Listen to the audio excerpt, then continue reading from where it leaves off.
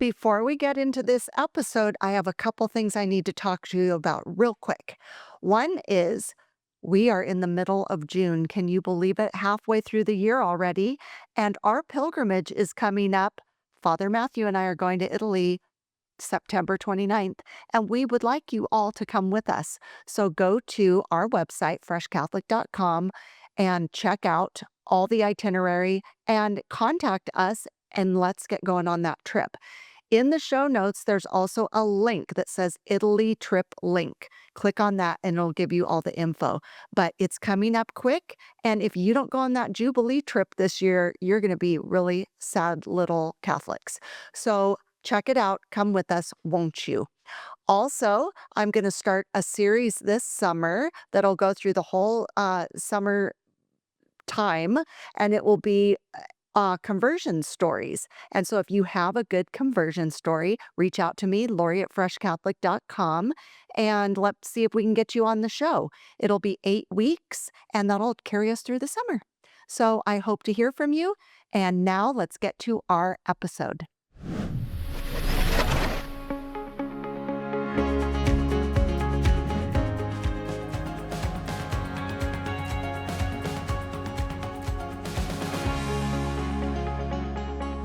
Hello and welcome.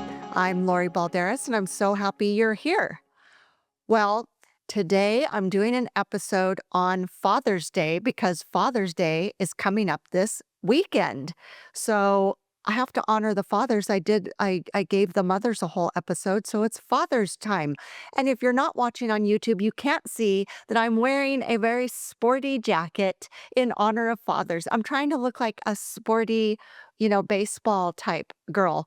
Anyway, so you're missing out if you're not on YouTube. Head over there if you're still only listening on all the other platforms. I mean, if that's all you have, but wouldn't you like to see us in action? Anyway, check it out. So, happy Father's Day to all the fathers out there. It is not a secret, if you know anything about me, I love men. The reason and that sounds so funny when I say that, but I really do love men. I think men are amazing. I think men are great. I think we live in a world where men are bashed a lot of the time, and I am not in that camp at all. And I believe that the reason I love men so much is because I absolutely adored my beloved Poppy, my dad, who passed away in 2014. And I was very, very, very close with him. I absolutely loved my little grandpa, Henry. And I have a brother. I have 2 sons. I have an amazing son-in-law. I love my husband. I have how many grandsons do I have? I don't even know. I have, oh my gosh, six, 7, 8, 9, six. I don't know. I don't do math. Anyway, I have a lot of grandsons. So I really do love men and I honor men. I think they're amazing. I think we need men. And I think anybody that is saying that they don't need men in their life is probably kidding themselves. So I definitely want to celebrate Father's Day on this episode. Um, so we're going to do a similar thing in this episode as we did with Mother's Day. And I'm going to give you the facts about fathers first. So fathers are a male parent of a child, a man who has sired or procreated a child. In religious terms in Christianity, father refers to God the Father, and a priest has the title of father. So that's what I found out about that. Now, what I would call a definition of what fathers do are a father protects, provides, guides, teaches, cares, and loves. That's what I think a father entails. Along with the mother, he's a major pillar of the family. Very strong pillars, the mother and father. Also, he is a good role model to his children. And I would say especially a great role model for the boys. So in this episode, I feel like I'm going to be talking in very traditional terms for a few reasons. One, I was raised in a very traditional family. I had my mom and dad were very present. They thankfully were married. My brother and sister and I are all three of us are from those two parents, which I think is rare nowadays, maybe even back in the day. And my dad went to work. My mom stayed home for the most part, but she also worked part-time. But we just had a traditional family, so that's my experience. And I know my mom and dad had the same thing. And in our subsequent families, families start to break off more in this day and age, and families become more complicated because there's remarriage and stepchildren and all those things. But I'm going to kind of come at this episode today from a traditional view when I'm talking about men and fathers, because one of the reasons also is I want to promote traditional values in parenthood. I think you know, maybe today that's not as popular an opinion, and I am not downplaying mothers or fathers. I'm not judging people on the decisions they've made. If you're a working mom and that's what you need to do, I applaud you for that. If you are a stay-at-home dad and that's what your family needs you to do, I applaud you for that. So I'm not here to judge. I'm more here to encourage people to consider going back to the traditional way of having a family. Let's do some dating. Let's do some courting. Let's do some getting married, men and women, as God intended. And then let's start having those babies and having those families. And I'm also, my own personal opinion, I'm not throwing this out as a guide for anybody, but in my family's history, we all got married really young. We all started having children really young. And a lot of times people look down on that and they say, oh, well, your whole life, you're not going to have any fun anymore. Well, it's a different kind of fun. And honestly, one of the perks is when you have children, if we all got married early, then we had our children. And I feel like you have more energy when you're younger to have your children. If you want a career, you can do that later. It's easier to do a career later than it is to have children later, honestly. And that way, when your children grow up, you get to be young grandparents and you get to enjoy your grandchildren for a longer time. So that's been a perk for my whole entire family. I know my grandparents got married early. My mom and dad got married early. My sister did. I did. My daughter did. So I just think, I don't see anything wrong with that. If you're in love with the person you're marrying and you want to have children and it's all God's plan, double thumbs on that. So there's, of course, all kinds of fathers, just like we talked about all kinds of mothers, biological, of course, adoptive, stepfathers, someone who perhaps is filling in for a fatherly role if there's no father, like a grandpa, uncle, brother, or friend. But I do think it's very important to remember that children need a good balance of mother and father. Mothers have so much to offer their children, so many things that are just beautiful and very specific to being a mother. And again, there's all kinds of moms. There's more, maybe athletic, kind of tougher moms. And then there's, very nurturing, soft moms, and then there's dads who are very tough and strong and very macho, and then there's softer dads. It's not really about what kind of parent you are. It's more that the child really benefits from having both those parents. It's such a good balance. Have you ever been on a teeter-totter and only one end has a person? It doesn't work. It doesn't teeter or totter. So it's good to have a balance. It's good to have both parents. It's good to have them as partners helping to raise the child. Whatever gifts you have, you can give to the child.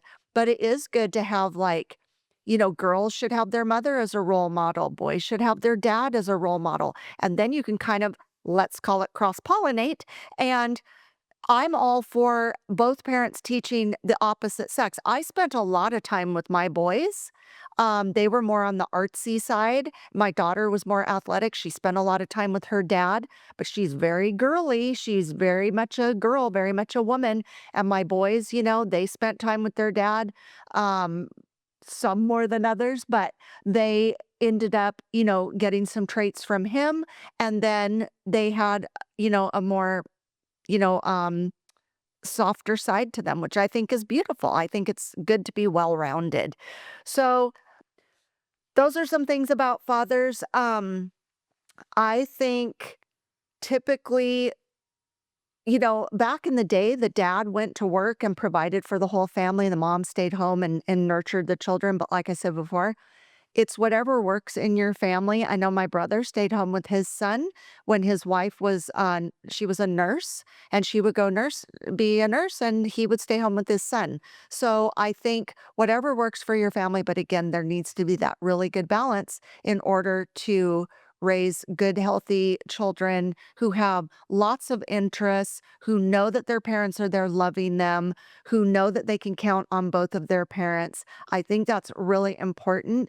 And hopefully, we can get back to, again, this more like dating, courting, getting married, having families, and then, really watching your family just flourish in that.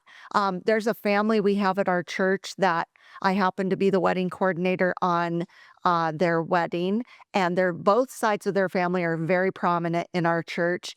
And they got married, and I think they're on baby 3 coming up here. And I've just been so enjoying watching not only they raise their children, but that their parents are watching these children being born and interacting with them and the great grandparents. So it's like it's just a beautiful thing. And there's so much love and care when you live that way. And it can't help but, children can't help but thrive in that.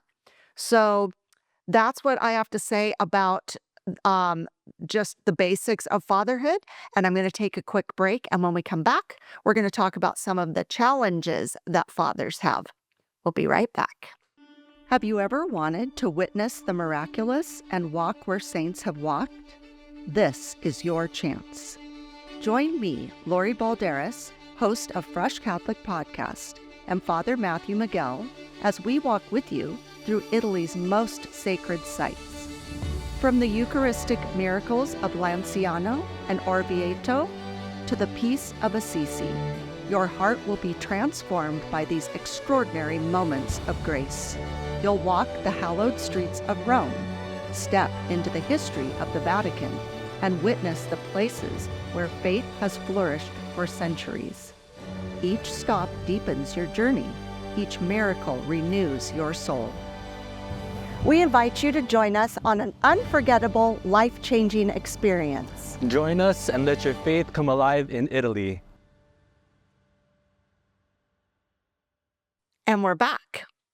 So as motherhood, fatherhood can also be very challenging. I'm not a father. I've never been a father. I can't necessarily speak as a father, but I've definitely observed fatherhood and fathers. I have definitely observed what I consider to be a good, strong father, role. And I've also seen people that aren't, they're having a harder time being a father, or maybe they're not even being allowed to be the father. So I think in our world today, especially, I don't even know how long ago it's been. It's like within the last 10 years, I've noticed a big shift in, how people treat men, how women treat men. And I think that what I'm observing is that is a big challenge for men and for fathers. And I do think not all the time, because I'm not going to make these big blank statements about people. I'm just telling you my opinion and my experiences. But I'm not saying all dads are good or bad. I know that there's great fathers out there, and there's fathers that aren't so great. Same mothers.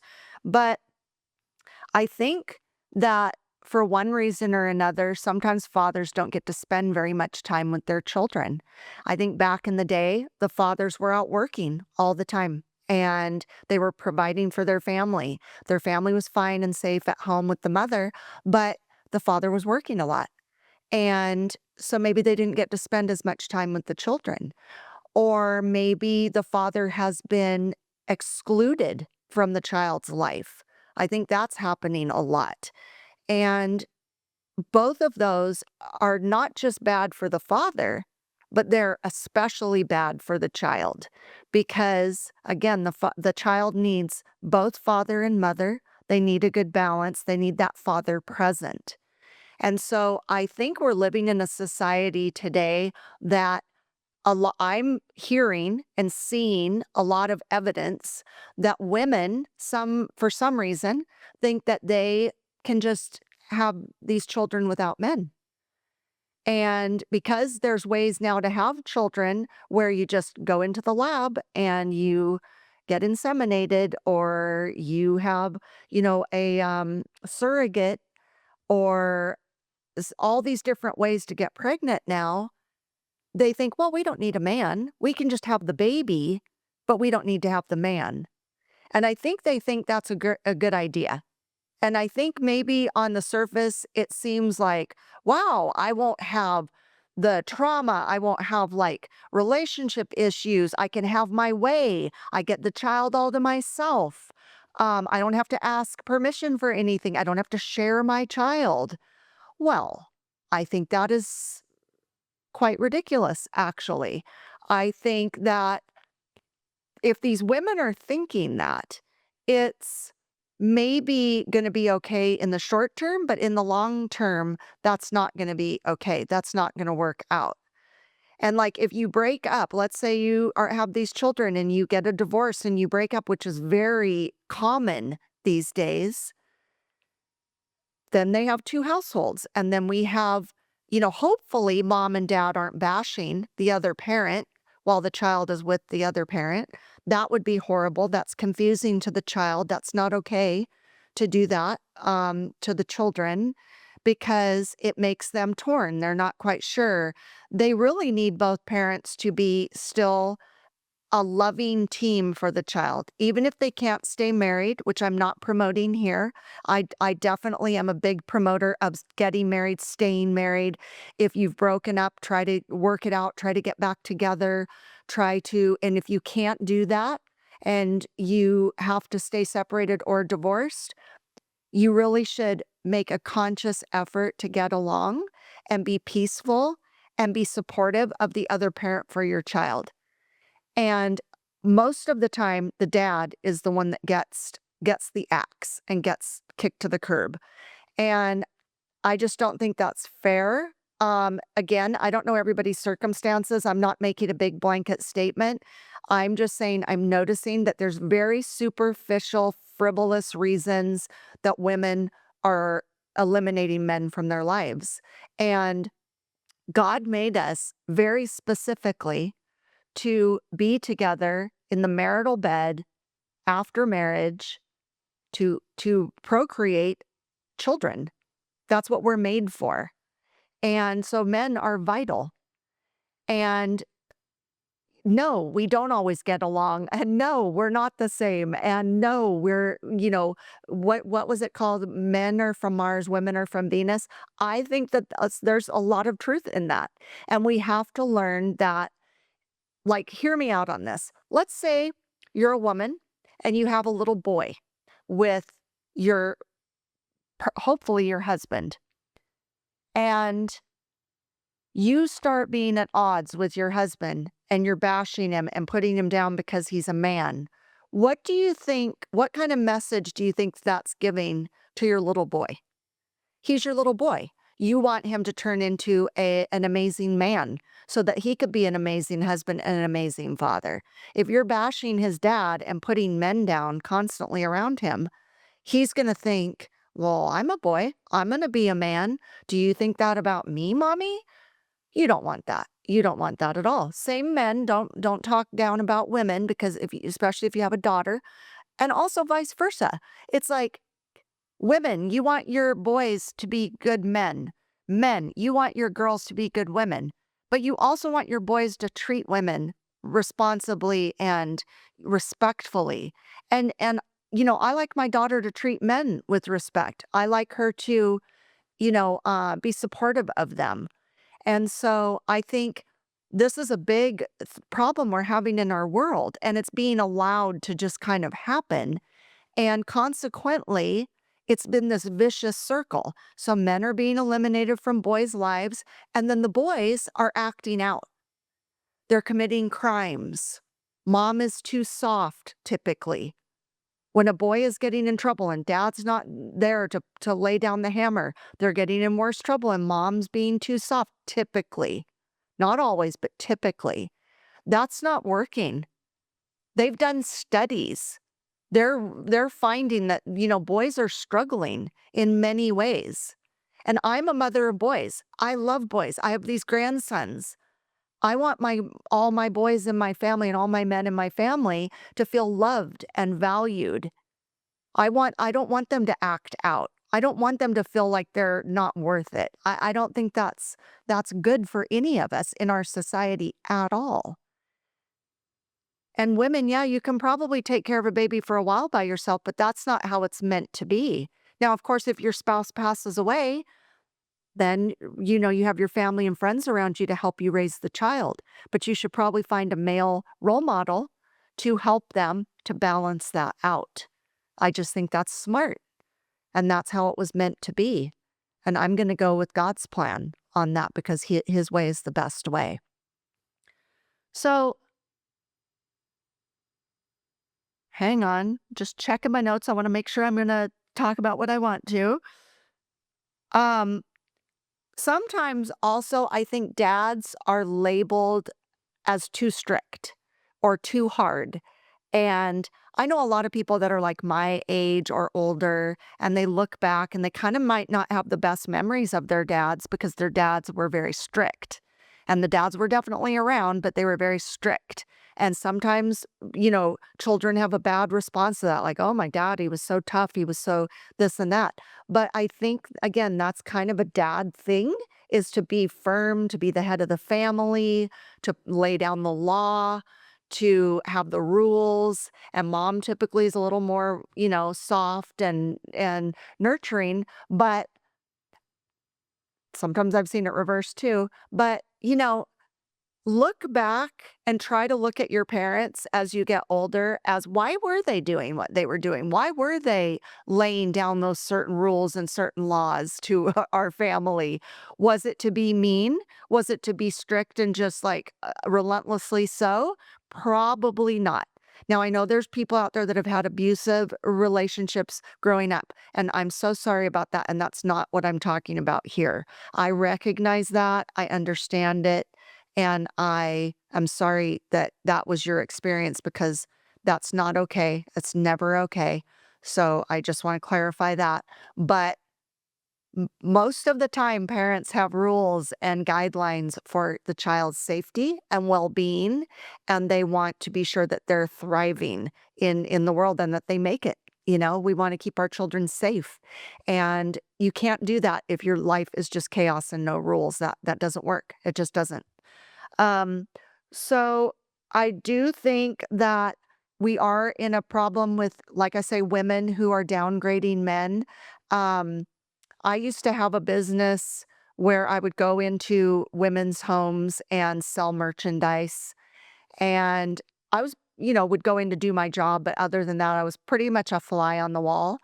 And I was horrified to find out that the women, now this is years and years and years ago, but I was very shocked to find out that the women spent that time at that party really bashing their husbands and really downgrading their husbands. And I thought, wow, I mean, maybe the men are doing that when they're away from their wives. I don't know because I haven't done a party for men like that. But I was really sad by that because it made me think, I wonder if they're giving off that impression around their children. And I wonder if their children realize that mommy doesn't value daddy and that mommy thinks that daddy is worthless or mommy thinks that daddy is, lazy or whatever, fill in the blank. Um, I was just really saddened by that, because I didn't think that that was very good, and I think, again, it doesn't make your family thrive. It puts a wedge in your family. It confuses your children, so we need to be really careful of how we're talking about our spouses, you know, to our children, around our children. They hear everything. They're little sponges, and we want them to value dad. My, ex-husband, the father of my children, we were a very good parenting team. I, I mean, I have no memory of, bashing him in front of my children, certainly, and I was always very supportive of him. I thought he was a really good dad. I know that he supported me as a mother, and, I think that's just really important. I really am grateful for that, that that's how we were raising our children, and that, I wanted him to feel special, and I wanted them to be respectful to him. And so I really encourage people to do that. If you're not doing it already, please encourage it. And if your children are grown up and they're in their own relationships and you see them not, treating their spouse in a respectful way, not that they'll listen to you. My kids certainly don't listen to me when I throw out my 2 cents, but it's good to at least say, how be respectful so that the children, you know, see you doing that, and they'll be respectful as well. Monkey see, monkey do. Um, Also, I just think, I don't want it to be all doom and gloom. I think fathers are awesome. And I think if you've had a great father, you are so blessed. You're so lucky. It's a true treasure to have a wonderful father. If your husband is a wonderful father, again, your children are just being abundantly blessed by that father, that man. Good job, ladies, for marrying such a good person that's become such a great father. I just think, you know, when you look at the dads, like, I have certain dads that I really look to and admire them as a father, and I kind of, like, secretly from afar watch how they are with their children and watch the progress of their children, and I know that I'll text or on social media, I'll comment on somebody and I'll say, "You guys are doing a beautiful job raising your children. You are, I'm so proud of the parents that you are." Or, like I'll say, what a great dad or what a great mom. And I think we need to encourage people when they're being a good parent because, I think when you're a parent, I don't know about you, but I mean, I used to be like this. It's like, what do other people think about my parenting style? Are other people watching me? Are other people talking about me? I was so concerned about that. I think that's how it is when you're like a new parent or a young parent. You're very worried about what people are thinking about you. And that's human. It's hard not to think in those terms. But I think if you're being a good, focused, loving, present, just on your child's level, not demonstrative over them all the time. I think that the most important thing is that your children will realize how much they're loved and valued, and everybody else is going to see it because it's just happening naturally in front of their faces. And it's not that you're putting on a show for them, it's that you just know that you want to be the best parent you can be because of course God is watching. Your children are really, you know, they are really soaking all this in. You are making an impression on them. And so be the best dad you can be. Take the really good things from your dad or your grandpa or some man that's been in your life that's been so valuable to you. Take those great things and make them a part of your father repertoire. The things that weren't so great, the things you struggled with, you can eliminate those, you can alter those, you can change those. You don't have to fall into a pattern of something that, happened to your dad and then happened to you. You don't have to stick with that pattern. You can change that. Be the dad that you're going to be. Take all the good and use that. Take all the bad and throw it away and be the best dad you can be. So when we come back, we're going to talk about a few dads that I want to talk about in my life. So with that, we'll be right back. Let me tell you about all things Fresh Catholic. So buckle up. We have a podcast with weekly topic episodes and Fresh Catholic Daily, the daily Mass readings, on all platforms and YouTube. Like, share, subscribe, rate, and review. That would really help. Our website, freshcatholic.com, has an online store with merchandise and coffee, a blog, comics, info about our pilgrimage to Italy in September of this Jubilee year, and Fresh Catholic courses with educator Charles Merritt, including the Hail Mary, the Our Father, Sin, Sacraments and Grace, Advent, Angels, and Virtues. We're on Instagram and Facebook at Fresh Catholic with short videos every day. Email me at lori@freshcatholic.com. I'd love to hear from you. And please consider becoming a Patreon or sponsor to help support our mission of drawing people to the faith or back to the faith. Phew! Spread the word and join the fun. Thanks so much. Bye. And we're back. So, kind of like in the Mother's Day episode, I'm going to ask you some questions here. What kind of father did you have? Did you have like a really great father? Was your dad not so great? Sorry, I'm not laughing because it's funny. It's just there's fathers like that out there. Did you have a different person like your grandfather raised you? What were the highs and lows? What did you learn from that father? What did what traits did you pick up from him? What talents or skills did you get from him? Sometimes it's fun to me, I'm a list maker. I love to make lists. Put down like all the good things you got from your dad. Oh, I got these talents from him. I got these skills from him. And then see what did you pass on to your children? That's kind of fun to see what gets passed down.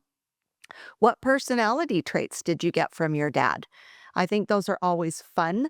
And then I always like to see family resemblances with mothers and fathers.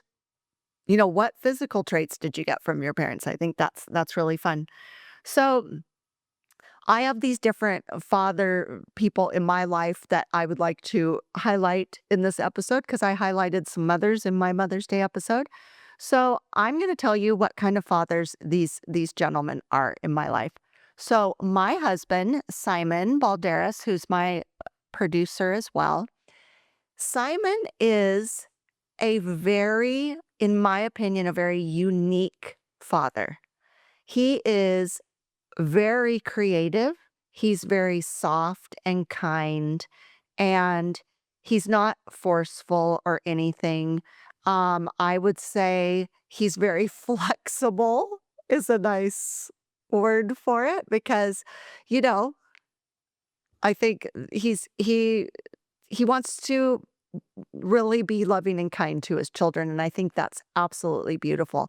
I think his children have benefited in so many ways with him as a father because I think as he was raising them, and even now, the things he does with them are always like a little adventure, and they're always very creative, or the ways he's shown love to them is very different than a lot of traditional, typical, tough dads.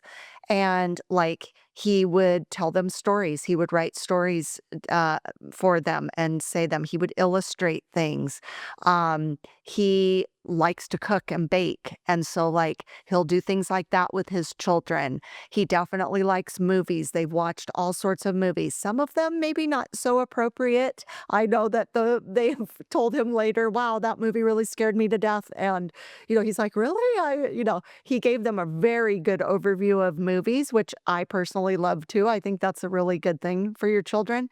And I think he's done a lot of things with them where he's gone out and he's very spontaneous. He goes out and he just does like these adventures with his kids, and I think he has a very childlike way about him, so he can really get down on their level. He's really great with his grandchildren as well because he kind of can he's so childlike, he can kinda get on their level, and they can have fun together and giggle together and play together, and I think that's beautiful, beautiful, beautiful, and he's got four children and 3 grandchildren, so, they're all benefiting from the kindness and sweetness and gentleness that he is as a father. My son Taylor and my son-in-law Forrest are fathers to my amazing, precious grandchildren. Taylor is the father of 2, Andrew and Juniper, and Forrest is the father of 5, Sawyer, Ellie, Miller, Shepherd, and Sunny. And both of those gentlemen are very strong men. They're very strong. They provide. They're both very tall, very manly, very tough, but they're also very sweet, and they're also very kind, and they spend a lot of time with their children, and I think they're giving their children amazing lives.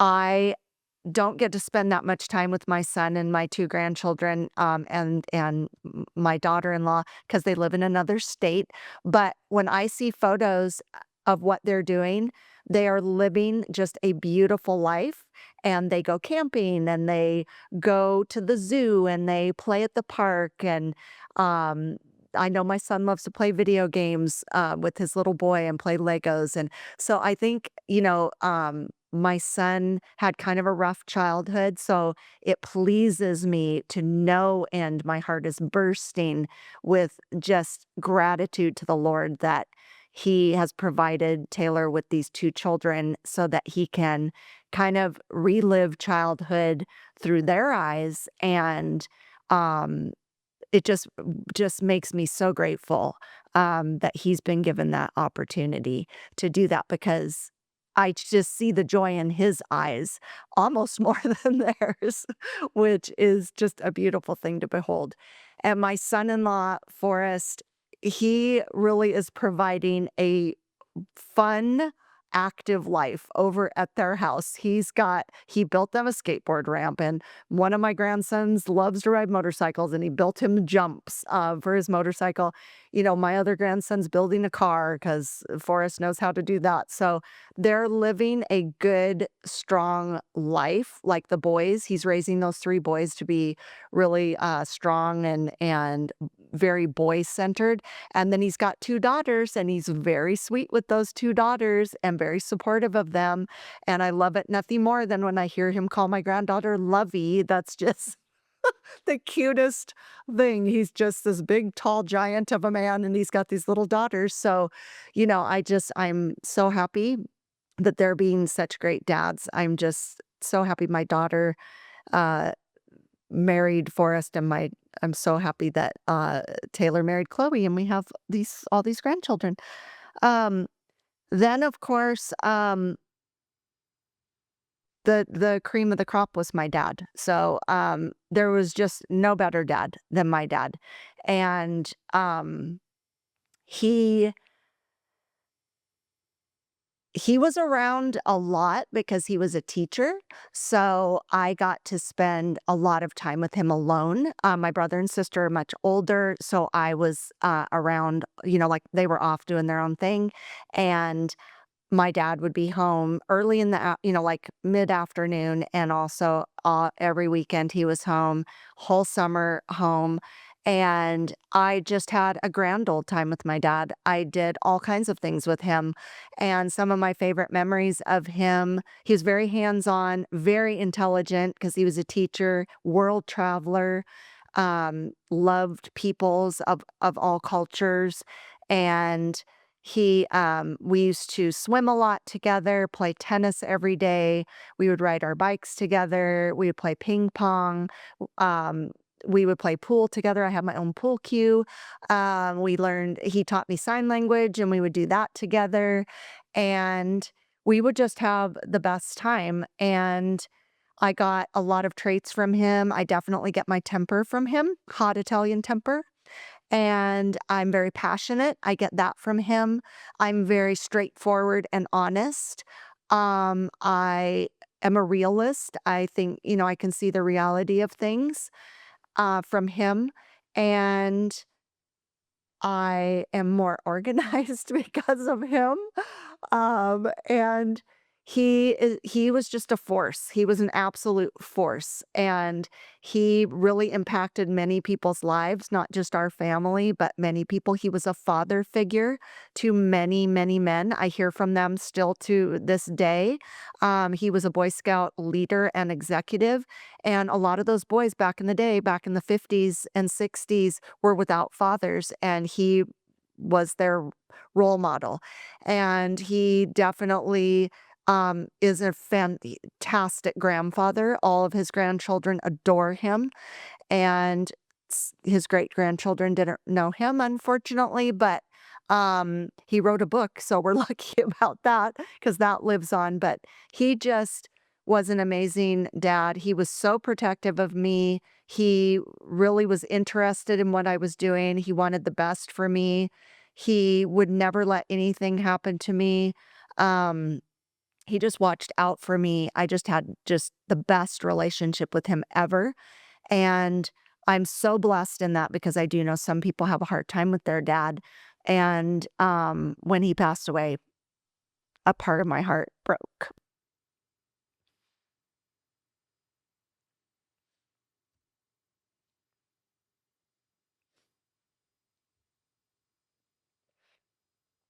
And I think about him every day. And when he died, I thought I didn't know what I was going to do without him. And I had just become Catholic, like right before he passed away. And he really supported me being Catholic. And when he died, I thought I went into like a deep mourning, and I needed to come out of it. And the only thing that helped me, or that like even allowed me to move forward, was that instead of having my earthly father, I now have God the Father. And in the same way that my dad was so protective of me, would never let anything happen to me, was always there for me. He would drop everything for me. I could always go to him. I could always confide in him. He would always help me. It shifted to God the Father. And if I wouldn't have become Catholic, I don't know what I would have done after my dad died. And now I have God the Father. So he's always there. He's always with me. He drops everything to hear me and answer me and be with me. I might not always get the answer I want, just like my beloved Poppy didn't always give me the answer I wanted, but it shifted, and now I have God the Father. And you have to remember, if you don't already know, I wasn't raised in any religion.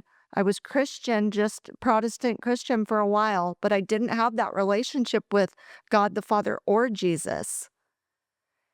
And now I became Catholic right before my dad passed away, and that's what filled that hole in my heart, filled my broken heart.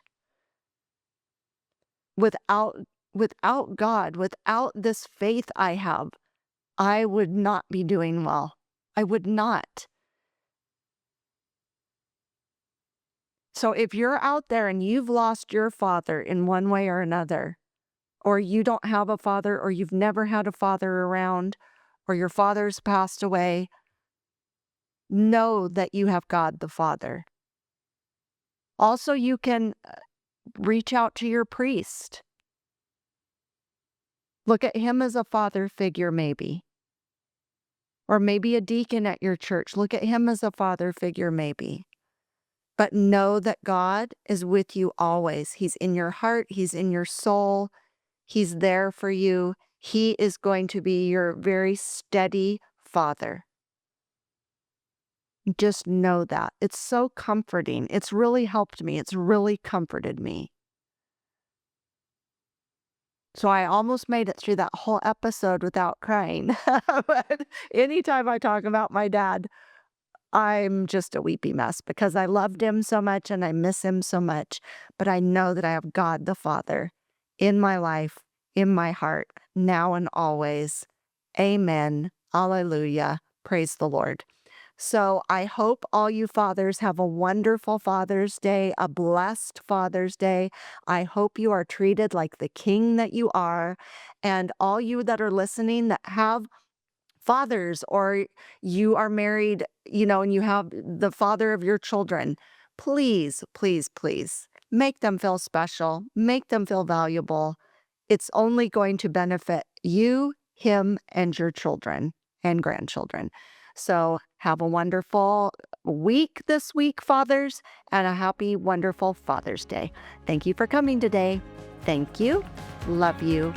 Bye.